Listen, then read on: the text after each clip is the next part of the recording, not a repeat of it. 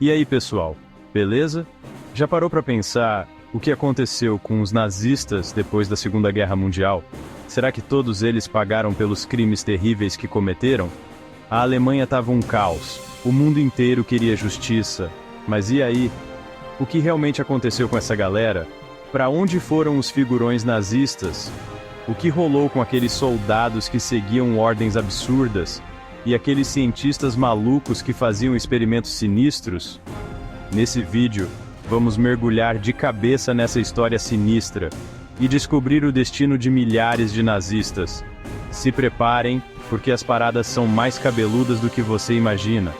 Fica ligado até o final que a gente vai desvendar esse mistério juntos.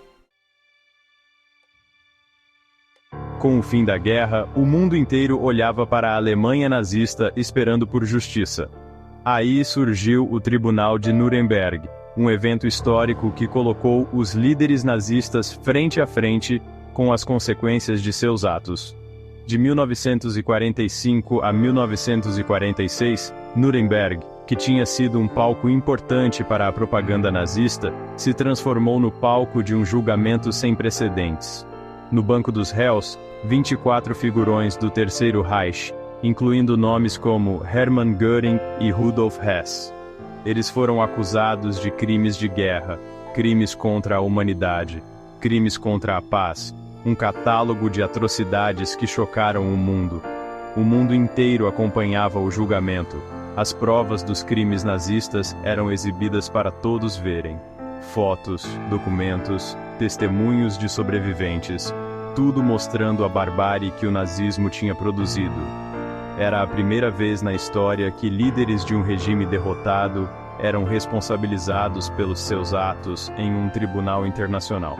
Alguns foram condenados à morte por enforcamento, incluindo Göring, que escapou da forca na última hora ao se suicidar com uma cápsula de cianeto. Outros pegaram prisão perpétua, como Hess, que mofarou na prisão de Spandau, em Berlim, até o fim da vida. Mas nem todo mundo pagou da mesma forma. Teve gente que conseguiu escapar com penas mais leves, o que gerou muita controvérsia na época. Enquanto os holofotes estavam nesse julgamento, milhares de outros nazistas, desde soldados até médicos e engenheiros, estavam desaparecendo no mundo, buscando refúgio em países distantes. E aí você me pergunta, mas Felipe, como assim? Os caras perderam a guerra, cometeram crimes horríveis e, em vez de serem punidos, foram acolhidos pelos Estados Unidos? Pois é, a história toma um rumo completamente inesperado. Enquanto o mundo buscava justiça, os Estados Unidos e a União Soviética estavam em outra disputa, a Guerra Fria. E para sair na frente nessa corrida armamentista e tecnológica, eles estavam dispostos a tudo, até mesmo a fazer pactos com o diabo. A Operação Paperclip era um programa ultra-secreto dos Estados Unidos que tinha um objetivo: recrutar cientistas nazistas, principalmente aqueles que tinham trabalhado em projetos avançados durante a guerra. Entre eles, estava Wernher von Braun, um dos maiores especialistas em foguetes do mundo. Von Braun tinha sido um membro importante do Partido Nazista, e suas pesquisas tinham ajudado a desenvolver os terríveis foguetes V-2, que causaram muita destruição durante a guerra. Mas para os americanos, o passado nazista de Von Braun não era tão importante assim. O que eles queriam era o seu conhecimento. E assim, Von Braun e outros cientistas foram levados para os Estados Unidos com novas identidades, longe dos tribunais e da fúria da justiça. Nos Estados Unidos, Von Braun se tornou uma figura importante no programa espacial americano. Ele liderou o desenvolvimento dos foguetes Saturno V, que levaram o homem à Lua em 1969. Que ironia do destino, né? Um ex-nazista que tinha trabalhado para um regime que queria dominar o mundo, ajudando a humanidade a alcançar as estrelas. A Operação Paperclip foi mantida em segredo por muito tempo, e quando veio à tona, causou um escândalo enorme. Muita gente criticou a decisão dos Estados Unidos de acolher nazistas, mesmo que fossem cientistas brilhantes. Afinal, como justificar a colaboração com pessoas que tinham sido cúmplices de um regime genocida? Enquanto alguns nazistas encontravam refúgio nos Estados Unidos, muitos outros buscaram um destino diferente, a América do Sul. Naquela época, a América do Sul era um continente cheio de ditaduras militares e governos simpáticos ao nazismo. Existiam redes de fuga muito bem organizadas, como a famosa Hotlines, que ajudavam nazistas a escapar da Europa. Essas redes de fuga eram como uma teia, com conexões em vários países, documentos falsos, rotas secretas, tudo muito bem planejado.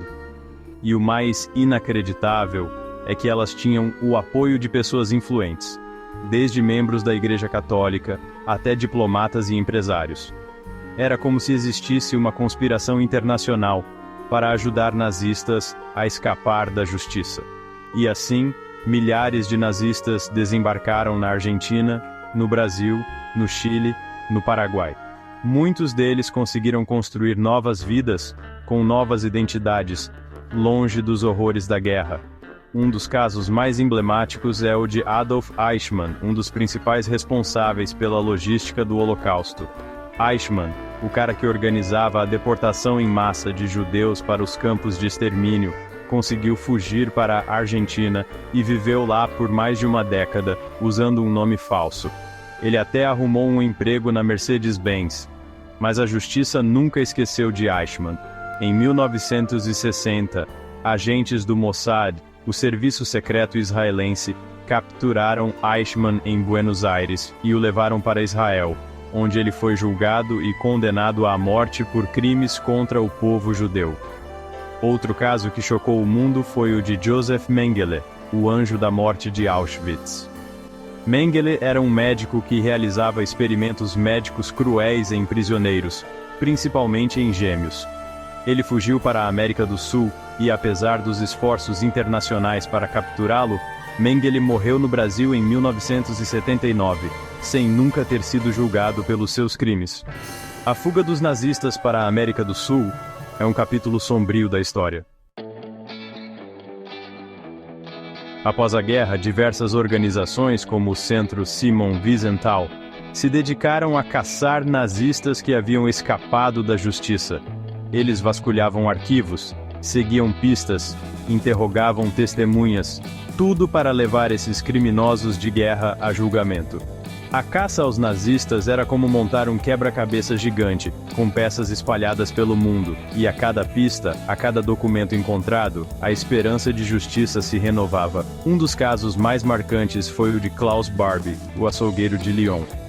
Barbie era um oficial da Gestapo, a polícia secreta nazista, responsável por torturar e assassinar milhares de pessoas na França, ocupada pelos nazistas.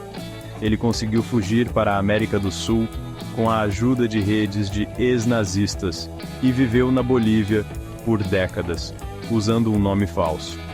Mas Barbie não conseguiu se esconder para sempre. Em 1983, ele foi descoberto, preso e extraditado para a França, onde foi julgado por crimes contra a humanidade. O julgamento de Barbie foi um marco, mostrando que a justiça, mesmo que tardia, ainda era possível. Mas a pergunta que fica é: quantos nazistas conseguiram escapar da justiça?